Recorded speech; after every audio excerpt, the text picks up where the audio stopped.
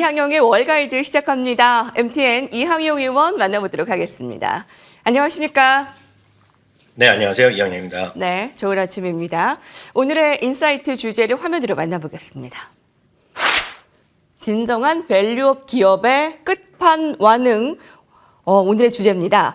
자, 주주환원의 극대화의 끝판왕, 참 종목이 뜨겁습니다. 주주환원 정책이라고 하고 하면 이제 배당 수익률, 거기다 자사주 매입, 주가 상승까지 더해지면 정말 그야말로 세 마리 토끼를 잡는 종목들일 텐데 어떤 기업들이 있나요? 네, 대한민국이 올해 들어서 주식시장이 상당히 반등을 시도한 것은 역시 밸류업 프로젝트가 이제 가장 큰 요인 중에 하나라고 좀 보고 있는데요. 그래서 국내에서도 밸류업에 대한 어떤 관심이 많아지고 있습니다. 다만 이제 밸류업 기업의 어떤 건지에 대해서는 우리가 좀 기본에 충실할 필요가 있어서 오늘 설명드리고 예를 몇 가지 좀 들어드리겠는데요. 기업의 기본적인 목적은 너무나 당연합니다. 경영, 개론, 첫 번째 시간에 배우는 건데요. 기업의 목적은 누가 뭐라 그래도 주주 이익의 극대화입니다. 주주 이익의 극대화라는 것은 결국 단순합니다. 결국 두 가지를 해결해야 되는데요. 첫 번째는요, 계속한 성장을 통해서 이익을 증가시키는 것이 가장 기본 중에 기본이 되겠고요. 이익이 나면 결국 일정 수준 지나면 주주에게 환원해야 됩니다. 환원하는 형태는 배당이 있겠고요. 두 번째는 자사주 매입이다라고 보셔야 되겠는데요. 참고로요, 미국 S&P 전체를 보면 현재 기준을 보면 1.3%가 약간 못 미치는 배당 수익률을 기록하고 있습니다. 배당 수익률이라는 것은 다 아시다시피요. 현재 주가를 12개월 동안의 배당금으로 나눈 것이가 되겠는데요. 다만 이제 배당 수익률 자체에 너무 민감할 필요는 없습니다. 왜냐하면 주가가 상승하면 배당 수익률은 낮아지는 구조이기 때문인데요. 그렇게 되면 진정 중요한 것은 배당만 보면 배당을 꾸준히 올려주는 것이 되겠습니다. 참고적으로 하나 깜짝 놀랄만한 수치를 알려드리면 최근 40년 동안요. S&P 500은 연평균 배당금을 7.07%씩 올려줬습니다. 즉 S&P 500 지수에 그냥 지수에 투자한다면 배당금 자체가 매년 7% 정도 평균적으로 올라왔다라고 보셔야 되겠고요. 또한 자사주 매입 규모만 보면 얼마만큼 자사를 썼냐 보면 그것도 10%씩 증가했습니다. 그만큼 미국의 어떤 자사주 매입 그리고 배당금은 결국은 주주 친화의 어떤 뭐랄까요 진심이다라고 일단 이해하시면 되겠습니다. 그럼 보여드린 것이 분기별 자사주 매입 비율 추이를 먼저 보여드렸고요. 두 번째 보여드린 경우에는 자사주와 배당금 지급 규모를 합한 것이 되겠습니다. 그래서 이 두 가지를 통해서 결국 주주의 가치를 올려주는 그런 부분이 되겠죠. 직접적으로 주식수를 줄여주는 거 그리고 현금을 주는 거 막 그런 의미가 되겠는데요. 오늘 그런 기본 바탕을 갖고 두 개의 기업을 소개해 드리겠는데요. 첫 번째는 오토존입니다.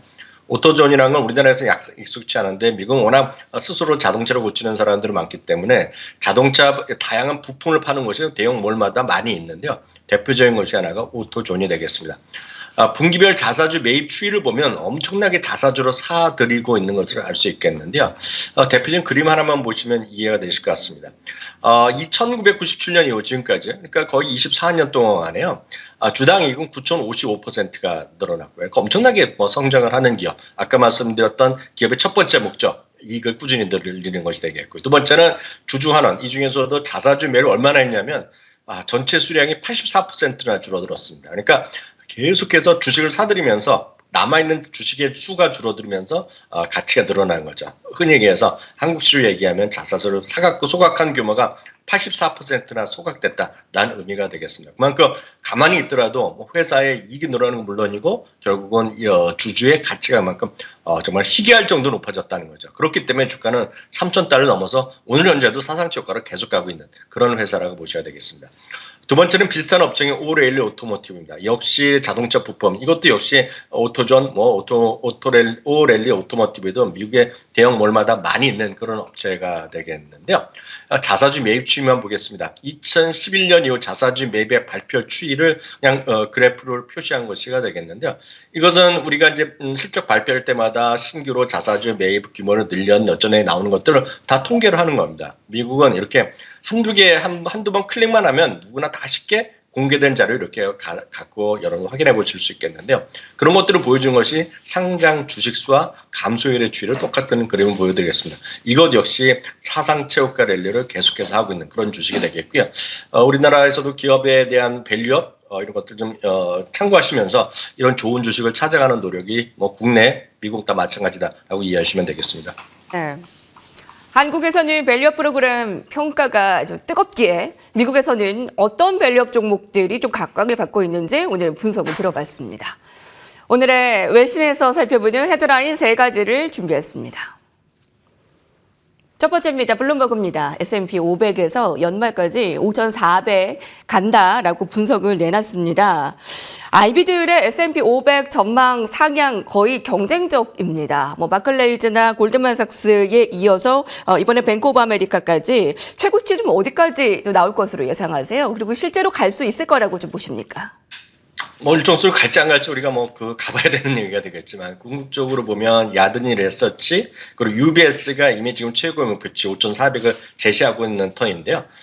지금 뱅크 아메리카도 거기에 동참했습니다. 기존에 5,000포인트에서요. 5,400포인트까지 올려놨는데요. 아주 간단한 얘기입니다. 목표 지수로 올라가는 것은 강력한 수익 성장이 계속 이어지고 있겠고요. 그리고 또 하나 마진율이 놀라울 정도로 회복되고 있다. 그 두 가지 관점으로 이야기를 하고 있는데요. 참고적으로 보면요. 뱅크 아메리카의 S&P 500의 주당 이익은 235달러 정도를 예상하고 있는데요. 참고로 월가의 컨센서스는 243달러인데요. 자기네들이 봤을 땐 자기네 전망치가 올라갈 것 같다. 그런 기대감을 하고 있다고 보셔야 되겠고요. 특히 이들은요. 매그7 주식의 리더십은 더욱 강화될 가능성이 크다라고 얘기하고 있습니다. 특히 상반기까지는 2024년 상반기까지는요. 이들 7개 주식과 나머지 493개 주식과의 이익 성장률의 격차가 계속되면서 반면에 3분기 이후 반전할 수 있다. 그렇기 때문에 493개 나머지 주식들의 어떤 상대적 강대는 지금 당장보다는 저 하반기, 좀 후반기 정도로 좀 가야지 가는 것이 좀 맞다라고 보고 있겠고요. 참고적으로요. 월가 전체의 S&P 500의 전망치 보면 말씀드렸던 대로 UBS와 뱅크 아메리카가 가장 높은 5,400을 제시하고 있겠고요. 지난주에도 경고의 목소리를 계속했다라는 JP모건이 여전히 4,200, 모건 스탠리가 4,500으로 가장 좀 안 좋은 목표 지수를 제공하고 있다는 것도 참고하시면 좋겠고요. 참고적으로 지금 현재 평균값은 5.32포인트 정도 나오고 있다는 것도 확인하시면 좋겠습니다. 네, 오늘은 이제 IB들의 투자 분석들 한번 정리를 해봤습니다. 자, 다음 헤드라인도 이어가도록 하겠습니다. 주식시장을 강타한 비만 치료제 열풍입니다. 일라일리가 최고 매출 성장을 보여주고 있습니다. 바이오 업종 가운데 가장 선호도가 높은 기업으로 좀 추앙받고 있기도 하고요. 어제 우리가 이 시간에서는 AI와 바이오의 콜라보, 얘도 상당하다 기대가 그 부분도 좀 분석을 해본 바 있습니다. 지금 목표가도 계속 상향되고 있죠. 네, 맞습니다. 뱅크 아메리카 잠시 전에는 이제 S&P 지수를 목표 지수 올렸던 곳인데요. 일라일리의 목표 주가도 800달러에서 1,000달러 올려놨고요. 참고적으로 1,000달러는요. 현재 존재하는 IB 업계에서는 지금 최고의 목표 주가가 나왔다라고 보셔야 되겠습니다. 일라일리는 동종 업계 최고의 매출 성장, 마진 확대, 그리고 매력적인 파이프라인을 바탕으로 인해서 가장 선호한 종목으로 얘기하고 있습니다. 여러분 많이들 들으셨던 마운자라라든가요. 당뇨병 치료제죠. 비만 치료제 젯바운드의 상업적 기회를 분명히 인식하고 있지만요. 결국은 장기적으로 보면 그 외에도 심장 질환이라든가 폐쇄성 수면 무호흡증 등 그리고 간 질환 등에까지 추가적인 기회가 지금 자기네가 봤을 때는 여전히 오히려 엄청나게 아직 과소평가 있다는 얘기하고 있고요. 금년에 이미 30% 넘게 상승했지만 앞으로도 갈 길이 멀다란 얘기를 하고 있습니다. 참고적으로요. 모건 스탠리도요. 노보 노디스크보다는 일라일리에 대해서 조금 더 긍정적인 평가를 지난 주말에 했다는 것도 참고하시면 좋겠고요. 닷곳으로는요. 모건 스탠리는 아스트라제네카까지도 얘기를 하고 있습니다. 한편 이런 것들이 좋긴 좋지만 우리 개인 투자가 입장에서 보면 전문 지식이 좀 부족한 것 있고요. 그럼 많은 분들이 공감하실 것 같은데요.